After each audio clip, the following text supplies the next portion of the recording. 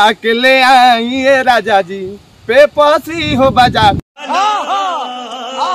तो भाई अभी गर्मी का मौसम चल रहा है और इसी गर्मी के मौसम में लगभग अभी धूप 45 से 47 डिग्री का टेम्परेचर रहा है और उसी के टाइम में खेसारी लाल यादव फिर से कोको कोला जैसा एक गाना ला दी है जिस सॉन्ग का टाइटल है राजा जी पेप्सी ला दी। मकई के बाल से बर्फ किन ले, समझ रहे हो भाई। ये सॉन्ग अभी न्यूज चैनल पर है जिस चैनल का नाम है राइट मेलोडी और इसी चैनल पर अभी खेसारी लाल यादव का ये न्यू सॉन्ग अभी अपलोड हुआ है। तो आप लोग जाइए और इस सॉन्ग को सुनकर काफी ज्यादा से ज्यादा प्यार दीजिए और इस भी गाना को जल्द से जल्द ट्रेंडिंग में लाइए। भाई इस चैनल पर अभी 3 से 4 हजार सब्सक्राइबर है और ये चैनल अभी न्यू है और खेसारी लाल यादव सच में कहा जाता है ट्रेंडिंग स्टार और हिट मशीन और ग्लोबल स्टार। भाई इसीलिए इनको कहा जाता है हमारे भोजपुरी का किंग और इनको राजा भी कहा जाता है। तो भाई लोग इसीलिए खेसारी लाल यादव फिर से एक नया चैनल पर सॉन्ग ला दिए हैं ताकि वो चैनल चल जाए और हमारा भी गाना चल जाए और एक आदमी का रोजगार हो जाए। जिस तरह अभी के टाइम में खेसारी लाल यादव 2 महीना पहले एक गाना लाए थे जिस सॉन्ग का टाइटल था